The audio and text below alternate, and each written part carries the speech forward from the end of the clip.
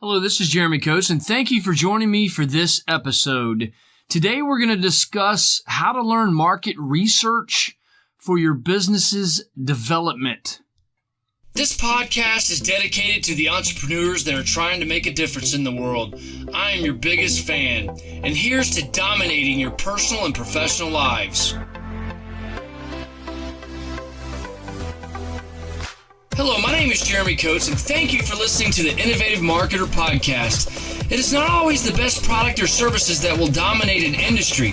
And over the last 20 years, I've learned through my experiences and from the best leaders, copywriters, and entrepreneurs in the world on what it takes to dominate in any given industry.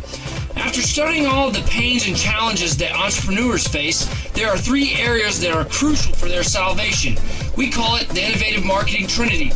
Innovative marketers build their life around leadership, customer value optimization, and systems that allow them to create and have the life of their dreams. We do this because we feel it is our responsibility to improve the lives of those around us. This includes more than just our clients, but our families and teammates as well. We are innovative marketers, and welcome to our podcast. Now, this is going to be a long episode. This topic could actually probably be a couple hours long, and I still wouldn't be able to get into the actual details of how to do a thorough market research for a company. But I wanted to go over some of the things that I've found in the last maybe 6 or 7 years of all the courses and learning and training and actually implementing research into other companies. But if you've ever felt overwhelmed or confused when you're trying to do market research, I think you're going to enjoy this topic in this episode because I'm going to break a lot of things down into different little parts and sections, and I have a lot of questions that I want to ask you, and you'll have to answer some of those, obviously. But I know that I've had a lot of problems and challenges when I was doing my own market research in the past, and I went through, like I said, several programs on internet research, and they all seemed pretty easy. The problem that I had and that I would hear from most people is that, a lot of people don't know what they're looking for, or they don't know how to use the information that they find. And sometimes, when I'm done doing all of my investigative work, I feel like I'm just going through the motions and I still don't have enough information about my competition or target markets or even the keywords that I should be looking for. So sometimes, in the early years when I was doing my research, I would have a lot more questions than I would find answers. So today I'm going to start off just going over real briefly what market research is. Market research is defined as any organized effort to gather information about target markets or customers. It is a very important component of business strategy. In a sense, you are investigating for two things: the crowd of people that are already spending money on offers that are similar to yours, and you're also trying to help those people solve a problem and get very specific on what your customer avatar will look like. Okay, so today I'm going to cover some of the big questions people have when it comes to market research. And to make this even more valuable, I want to include some questions that you should be asking yourself. When doing research, it's easy to get on Google and some of these other sites like SEMrush and SimilarWeb.com and see what other businesses like yours are doing. But let's stop for a minute and look at the why. Why do the research before learning how to do it and what are you looking for? So this is only a small part of why you want to do your research. Okay. There are several reasons that you want to do a good job when you're doing your research. If you know the reasons why, then it makes doing the research more fun and productive when actually doing it. So the top 8 reasons that you should learn market research include: number 1, to see what your competition is doing. Number 2, to see what groups of people are already buying. Number 3, to see what individual customer avatars look like. And number 4, to get great insights for demographics and psychographics. Number 5, to help gather the correct information to position you as the better choice than the competition. Number 6 is find out if you can make any offers or premiums that people are wanting but they can't find. Now, when I say premiums, typically premiums are something after you either sell someone something or you add something on top of that. If everyone's offering the same offer, it doesn't really make it that sexy or that attractive. So you want to look for other ways that you can position your offers and add premiums to it to make it more valuable. Now, the 7th thing is keyword research. You want to see what words people are using when they are looking online, when they're searching for things. And the last thing would be social mentions. What are people talking about on social sites already when it comes to, your business and similar topics?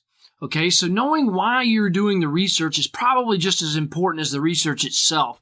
If you're not clear on why you're looking for something, you're probably going to have a harder time to find it. You're going to be less motivated to keep looking for it when you can't find it. But trust me, I've been there. I'm not having this talk because I'm a master at it. I'm actually, I'm one of those kind of people. I feel like I'm always trying to get better and get better at what I do. So that's one of the main reasons why I wanted to put this podcast together. And I know it's a very long one and it's very broad, but I do want to mention a lot of these things. So if you're not aware of it, or if you are aware and you may have some more questions, that I can get you the information that you're looking for. But I wanted to give a real broad talk on this, and then we'll get deeper into the topics in later episodes. But like I said, I've been there, man. Market research is not one of those things that's very fun, but it is very, very important. It makes everything else so much easier. So, like I said, though, you want to make sure that your reasons for looking for the research or trying to do the research, you want to know the benefits of doing the research before you start, because if you really don't, you're not going to spend the time doing it when it gets hard and you get confused. You're going to be more motivated to keep looking for things and may even spend some money on your research because you see the value that it will return. I know a lot of these sites they have free trials and stuff, but you will get what you pay for. And remember that when you're doing your research, if it costs a couple $300 to buy a service, and you're selling something that's worth $1,000 or more, even one sale would cover a whole year's worth of research. And research is not something you're going to do one time and be done with it. You will want to do research, I would say probably at least 2 times a year, if not quarterly. But that being said, here's some questions that you're going to, you may have regarding your marketing research, and some questions that you may need to be, asking yourself. Things like, what am I supposed to be looking for when doing market research? What information am I looking for? Why am I looking for the information that I'm looking for, and what is it helping me with? How can I use this information to give me a competitive advantage over my competitors? Who are the people that I should be serving with my offer? What do they look like? What problems or pains do they have? How do they currently feel? What are the benefits of my services to them? How will they feel after they make a purchase from me? What is the typical buying process for products and services like mine? And what groups of people are already buying these products or services? And where do the groups of people that are buying these offers, where are they already spending their time and money? And who are my competitors? What are their strengths and weaknesses? How can I position my company and myself as a better option for what they are looking for? And how can I justify my pricing compared to the other products out there? Now, this is just my short list of questions, and I know some of them are very general, and you're probably, you've heard them before, and some of them you may not have, and I could probably add more to this, but for the sake of trying to keep this quick and easy, I think this is a good place to start with these questions. Now, I want to dissect some of these questions one by one and kind of get a little bit more in depth with them. So, what are you looking for when you are doing market research? The first thing that you want to look for is that there is a group of people that are already using or buying what you have to offer. Now, this isn't rocket science, but some people do make this mistake. If there isn't a large group of people already buying it, you will have an even more uphill battle trying to design marketing and sales campaigns and strategies. So it's always easier to win over a customer that is already educated and spending money on certain things, and to get a large group of people up to speed on what you already do and why they should, buy from you than to try and create a market and create that desire to buy something if they don't know about it. Now, if you do have a product like this, I'm not saying it's impossible. I'm just saying that you have more work on the marketing and sales side, and you'll also be running more tests to see what works. If you don't already have a market that's already buying something similar to what you're looking for, right? So what information am I looking for when I'm doing research? There's 3 things that you'll be looking for when performing market research. The main thing is, like we were discussing, you want to make sure that there's a large group of people already buying. And after you confirm this, you want to get very descriptive about these people. Now, if you can go out in public and talk with them and shake their hands, that's even better, because this will give you the insight when you start designing out your customer avatars and structuring your copy for your ads and your lead pages and your sales pages and emails and other communications that are so important. That way your prospect will feel like you're directly speaking to them. The second thing you'll be looking for is your competition. What makes you and your company better than the rest? You want to get enough information to design and construct a unique selling proposition or a value statement. Something that kind of sets your business apart. Once you get enough information, you can start crafting this your main message in a very short and descriptive and laser focused way that will crush your competition. That basically, will make people think of you when they hear it. That's pretty much, USP and value statements can really be closely related to your brands. You want to make sure that your USP message is close to what your brand does, excuse me. So the third thing that you'll be looking for is how the competition, how they are communicating with their market already. What ads are they already using? It sometimes is a great idea to get on their mailing list and study what they're sending out, what kind of offers they have, what kind of email campaigns they have. Research their websites and see what backlinks that they have, and typically that's where their traffic is coming from. So the next the question is, why am I looking for the information that I'm looking for, and what is it helping me with? Well, if you made it this far, I hope you start to see the picture. You're looking for information so you have insight on what's going on, so you're aware of everything. Now, you need this insight to make good decisions. It's called wisdom. You want to start looking for this stuff and this information so that you can design a business plan and a marketing strategy so that it serves the right market from the beginning. And this is especially important, when you start doing different campaigns or you're moving people further up the value ladder. The more information that you have on what they're already doing, it's kind of like taking someone on a vacation. Every step of the way is planned. But if you get people started let's say you do your marketing research and you make some sales, and you don't plan out that value journey, what are you going to sell to them next? And then how are you going to follow up with them? It kind of makes people feel like that, you really just wanted to make a sale, and you don't want to do that. That's one thing that doing this marketing research will help you design your value journey. So when you're making sales to people, you continue that relationship with them, and they don't feel like you just tried to sell them something just to make a quick buck, and that's another thing that, it helps you avoid making a lot of mistakes and wasting time and money doing the wrong things, like making bad offers with the wrong people. A lot of problems that I see some entrepreneurs do these days is they design businesses around a product or a service that they think people need. And what they do is they end up finding out that they can't make any sales and they can't find any clients, and they wonder why their products or services don't work. So do your research the right way. Gain that insight, acquire that knowledge so that you can plan your campaign strategically and not blindly. Okay? So the next question is, how can I get this information, or how can I use this information to give me a competitive advantage over my competitors?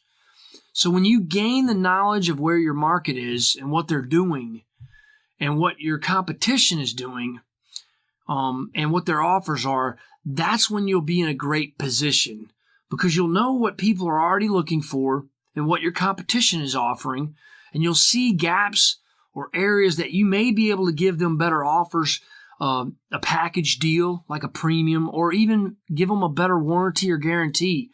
Now, when you have this information, you will see the ways that you can put yourself in a better position than your competition. And I do this, I've done this for several companies in the past, and they really had a hard time designing their USPs and value statements and doing the customer avatars. So I typically will do the research first. You know what I mean? And when you do the research first, it kind of gives you ideas when you're designing your stuff. You see the loopholes in other people's offers or how they run their campaigns. So that's why I started this episode off with the research, marketing research first. Now, we will get into designing your customer avatars and doing some more in-depth research, but I really think that this is probably the first step. Get a feel for what's going on out there first. It's always just the best, sequence to do this in. You want to do your market research first. Okay, so who are the people that I should be serving with my offer? Now, when you do your research right, you will know exactly who you should be serving. And I'll go as far to say this, and this is a pretty deep question. When I started my career, many years ago, I just wanted to make money. I'm pretty much, I'd sell anything to anyone just to make money, because, when you're getting started, you're trying to make enough money so you can kind of grow your business. But this question of who are the people that I should be serving with my offer is a very deep question, and probably one of the most important questions that you will want to ask yourself, because the people that you will be serving, it should be a certain group of people that gives you some type of fulfillment, and you're excited to help them. You know what I mean? So this is not the path or thinking that will lead you to freedom, but it will help you find yourself when you find your purpose first, and when you do that, you'll kind of figure out what people you'll want to serve. You know what I mean? And I know this is kind of a different topic, but you'll want to question your purpose and your dreams to find the group of people that you do want to serve. If you do these steps right and then focus on building a business around that, more times than not, you'll be serving the right crowd. Your prospects and your clients will excite you because you share the same passions. And this is a huge step. It took me a few decades, over 20 years, to figure this out. I remember when I was younger, I've worked a lot of different jobs and for a lot of different companies and a lot of people and for people. And when you work for the right crowd and you feel like you're fulfilling your purpose, it doesn't become work. It's more of you feel like you're living your dream. You know what I mean? So don't just create a product or service to make money. Do it for your life purpose and your passion and your dreams, and you won't have to find any people to serve. They typically will find you when you're passionate about what you do, right? Okay, so the next question is, what do they look like, or what problems do they have? Now, like I said, when you follow your purpose, your passions, and your dreams, and you do your research, you will know exactly how they look like and what problems they have, because usually they will be like you used to be. You know what I mean? So you'll be very relatable to them, and they will give you that will give you a very competitive advantage. When you're talking to people about things and problems that you've already went through and you've overcome, that's stuff that you can't fake, and your competition may have to, but you won't have to, because that'll be the type of people that you'll want to serve. That'll be your tribe. Does that make sense? Because usually when you're talking about something you're passionate about, sure, you can act like you're enthusiastic about it and have energy and get excited, but a lot of times people feel when you're being authentic or not. You know what I mean? So the next question is, how do your prospects, how do they currently feel before they buy their product or service? And this is an important question because, you need to know what feelings they're having. So when you start structuring your content and your copy and stuff like that, and it resonates with them.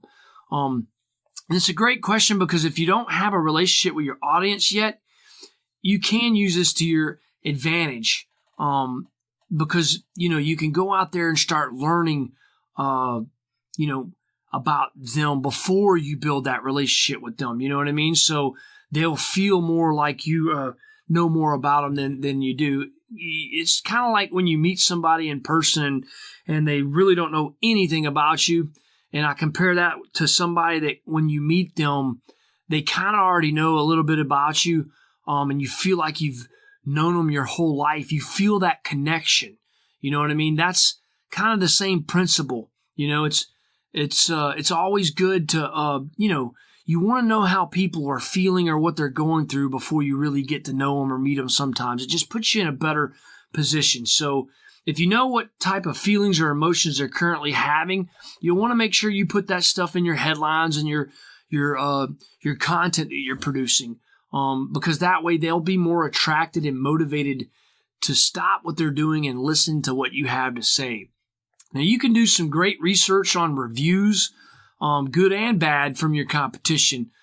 Just start searching for their reviews, and that sometimes will also give you some of the feelings that they're going through before, they either purchased or after they purchased. If they're giving your competition great reviews, that's really good insight. And I know a lot of people don't want to see that stuff, but you have to look at it from the point of view of, if they're giving them a great review, then that's exactly the type of stuff that you want to be able to the results, the transformation that you want to give your clients. You know what I mean? So make sure you take notes, good or bad, of any kind of feelings that they're going through, reviews that your competition has out there, right?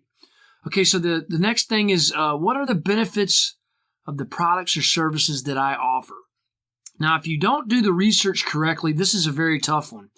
How will you know the benefits that you can offer unless you study your market and you study your competition, and you also, like I said earlier, you don't want to just start creating products and say, oh, this is the benefits my products are going to give.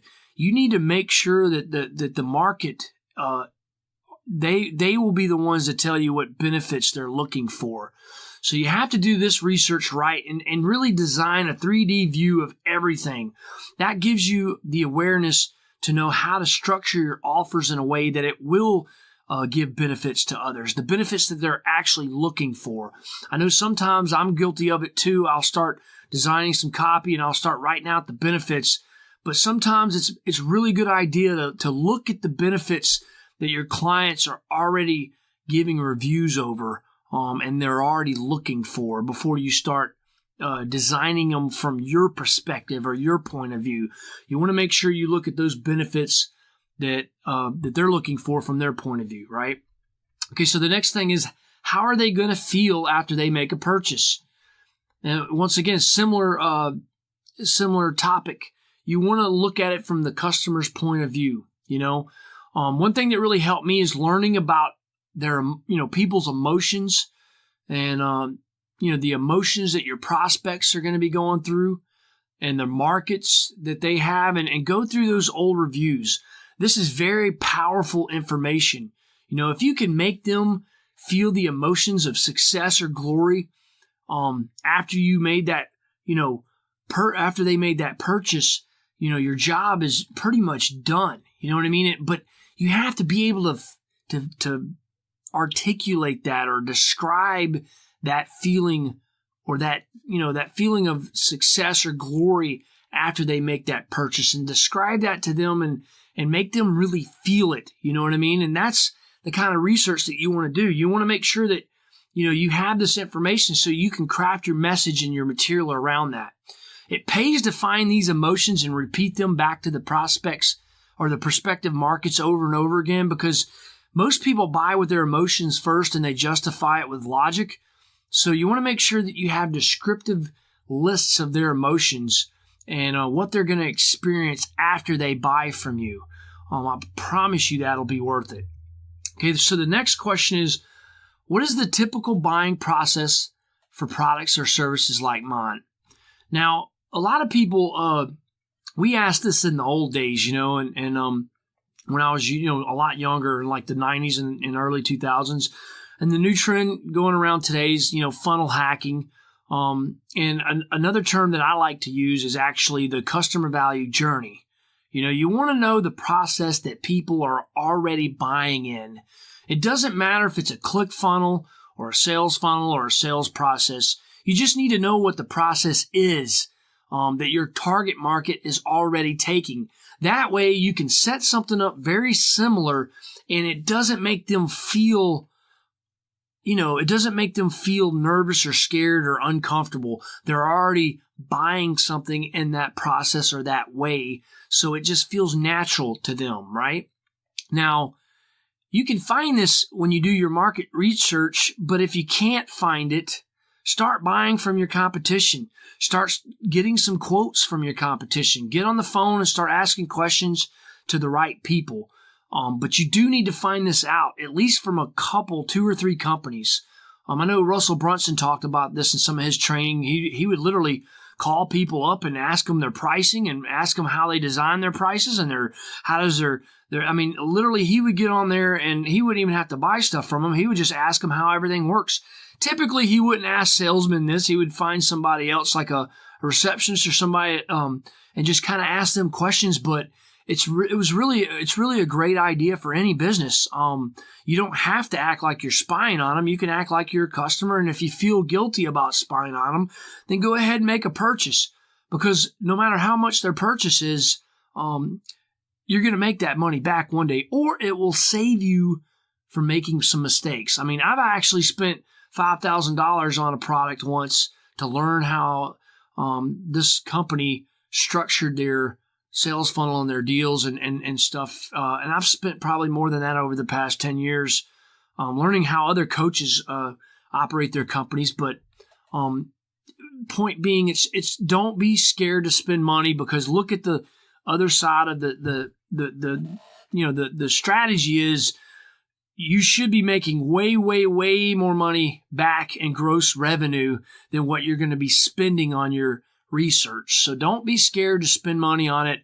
It's something that if you do not spend money on your marketing research, you're going to lose money on your advertising costs and stuff like that. So look at it from the right perspective, So the next question is, what group of people are already buying these products or services? Now you'll start finding things out from people that, what they have in common when you start looking at forums, and you look for certain pains and problems that they're having with other products or services. There are a lot of ways that you can find groups of people, and usually it's through the marketing that you find the marketing materials and stuff like that. Like I said, go up, sign up for different groups or different mailing campaigns. And another great thing to do is look for forums that you can join, or Facebook groups that you can buy, that you can kind of gain some insight. And don't just get on there and just sit there and watch what other people are doing. Actually get on there and ask people questions. Post questions and get your insight through that. Typically, you can find groups of people on Facebook, and then on BuzzSumo is another good site you can find. So if you see ads or articles online, you can usually trace those back to the source or group of people. So, but like I said, Facebook Insights is another great tool for finding groups of people that's focused on a specific topic. Or you can, like I said, use the Facebook groups to also look. So where do the groups of people already buying my stuff spend their time and money? Now, this takes a little bit more digging, and it's very similar to some of the other questions, but it's always a good idea to try and get out and meet some of these people in the market that you're researching. When you try and, when you try and make new friends and find out some of their hobbies and other activities that they do, this will also help you when you strategize and plan your campaigns. It always helps to know where people are and where they're already spending money on. I mean, it just makes sense. I mean, it's a lot easier to find that group of people, and you just have least resistance when you place your offers in front of people that are already spending money on things similar to what you're doing. So the next thing would be is, who is my competitors? Know your competitors. Finding out your competitors is probably the easiest thing to search for and find. All you have to do is just Google it. You can make a list of domain names and then find out more information about them with SEMrush or SimilarWeb.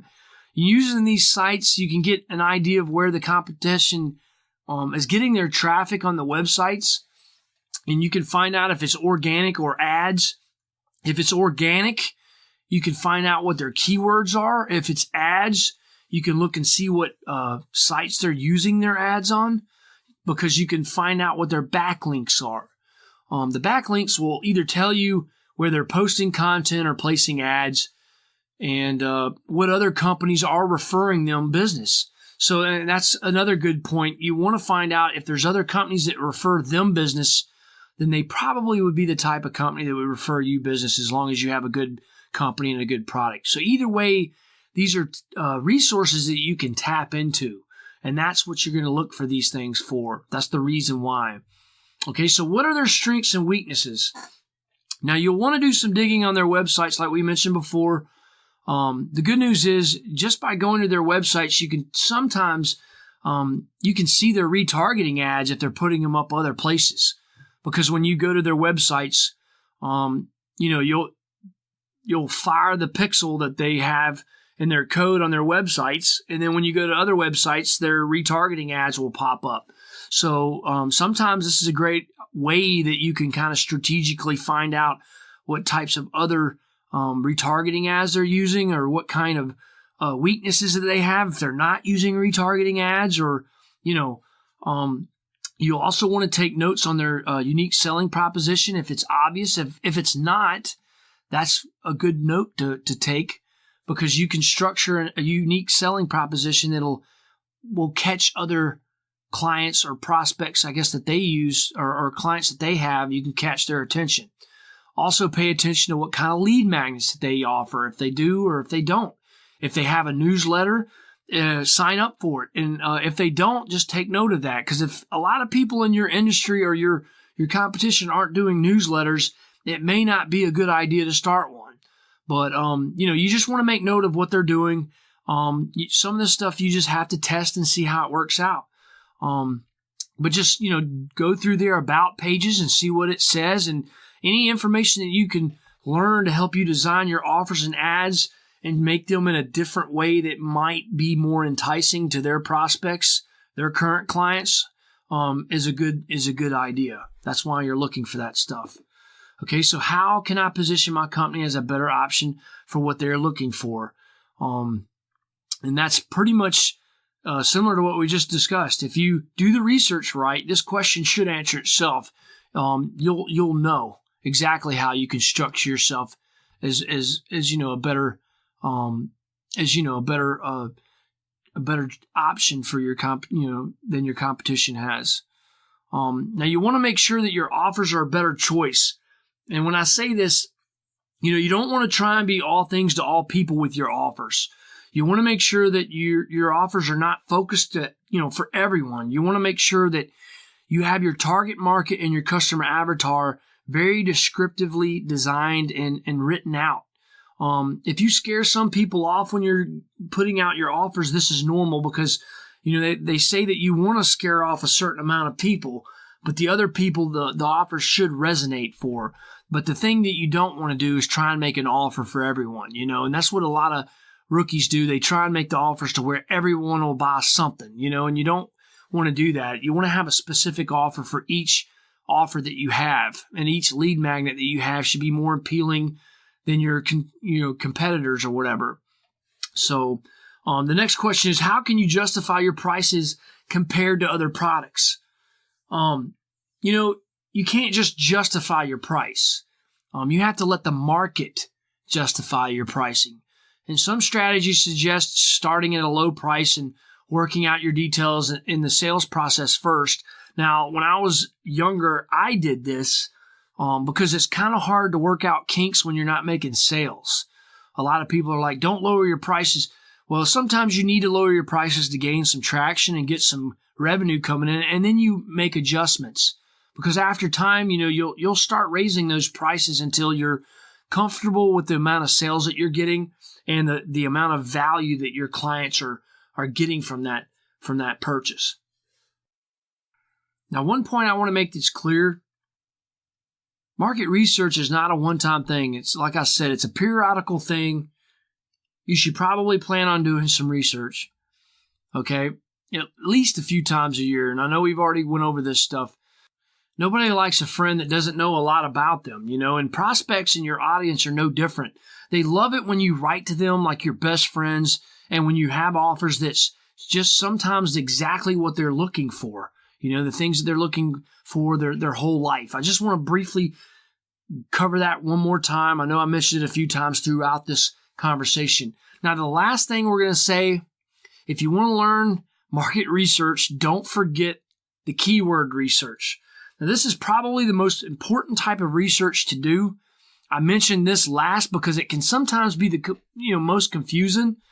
You want to do some research with, they have free keyword sites like Google's Keyword Planner, or Neil Patel has a great one called Ubersuggest. But just remember, you get what you pay for. All of these keyword research tools are going to be different, and they all will give slightly different results. It doesn't hurt to research a few different ones, use a few different ones, and check the results against each other. But the reason you want to do the keyword research is because you want to make sure that you're using the same type of keywords in your content that you're publishing with, and even your ads. You want to make sure you're using the same keywords that your prospects are already looking for. It's just like when you see an advertisement and when they speak the same words that you use. That's the same goal of any great copywriter. With keywords, however, you're verifying that people are already looking for the exact words that you're publishing. If you use headlines in your blogs or your YouTube videos, and if these headlines and keywords have too many searches or not enough, then your efforts will probably fall flat. You won't generate the traffic you need. So you want to make sure that whatever keyword tool that you have, it tells you if it's going to be a good keyword to try and rank for. Another great tool I mentioned earlier is BuzzSumo. This is a great marketing tool that helps scan social media channels for the hottest topics being discussed. They also have a great tool called the Question Analyzer tool that scans for most of the questions that people ask on social media.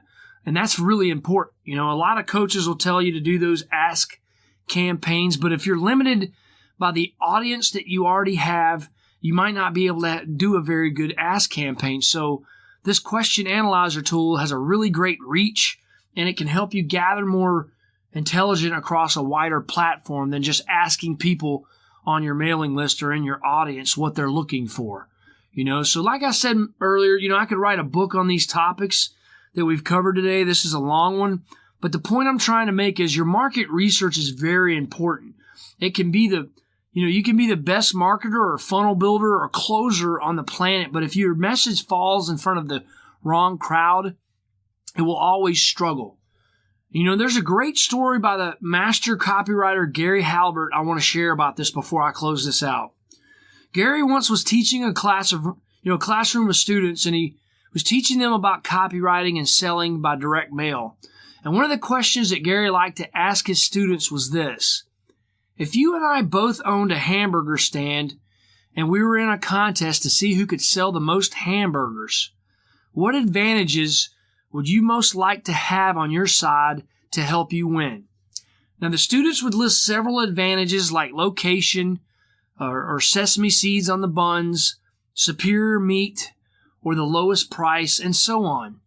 And Gary would listen to all these advantages, and he said he would grant them all the advantages that they wanted. And Gary then would say that he just wanted one advantage and he would whip the pants off of them. So the students would ask, what advantage could you use that would beat all of us and all of our advantages, they'd ask. And Gary would answer this very simply. The only advantage I want is a starving crowd. So the goal for doing all this research is this. Find your starving crowd. That is the why. That is what you're looking for. Okay? So if you're currently working on doing research right now and you have any questions, I encourage you to sign up for a free strategy call or leave a comment. And we can discuss what you're doing and what your plans are for the future and how you can get there. Most of your upfront work in the planning stages, if you do the research right, designing the rest of your campaigns are fun and a lot easier. It's almost like going fishing. You know, when I was a kid, my granddad, we'd go out fishing, and a lot of people go to, small ponds and fish. It's a lot easier if you go to, catfish ponds. But my granddad and me would go out to Lake Oconee, which is a huge lake. It's in Georgia. And my granddad had a really good system for catching catfish. He would take a brick and a can of dog food, and we would find channels near, a main channel in little coves. And we would drop those cans of dog food and the brick down around those channels. And then usually the lake would post the times they would start drawing water out of the lakes. So I can't even remember the times. It usually was 2 times a day, in the mornings and in the afternoons or evenings. But my granddad, we would always do that at least, a half a day before we wanted to go fishing. And by the time we would go out there, we would catch a boatload of fish. We would catch 30 or 40, and I'm not talking small cats. We would usually catch, 2, 3, 4, 5 pound catfish. But that's the similar concept to marketing. You always want to try and structure your marketing and your campaigns to where you have people coming to you. A lot of my younger days, we would spend going out looking for people to sell to. It's a lot harder to sell to people like that.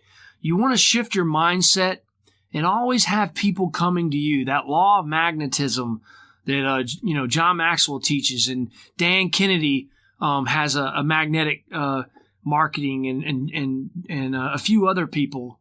Mike Dillard wrote a book, Magnetic Sponsoring. That's the type of mindset you want to have when you're doing this marketing. You want to try and find what people are already looking for. Find that starving crowd. Okay, so if you enjoyed this podcast, I encourage you to subscribe so you can be updated on the next podcast. We are going to be talking about one section of the Trinity each podcast, and I look forward to hearing your questions and hearing some feedback. I encourage you to sign up and subscribe so you won't miss any episodes. We will be discussing project management in the next episode, and I look forward to hearing from you guys. Thanks a lot. Thank you for listening to the Innovative Marketer Podcast. This is Jeremy Coates, and this podcast covers the 3 phases of the Innovative Marketing Trinity. The first phase is leadership, which includes taking responsibility, finding your purpose, your dream, learning to grow into the leader that can develop other leaders and build teams.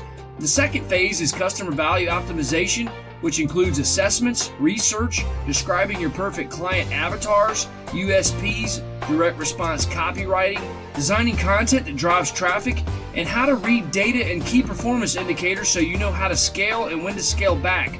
The third phase is the automation systems, where you learn cash flow systems, how to recruit and train your team, project management systems, content producing systems, communication systems, and the software and apps that will help you achieve your greatness.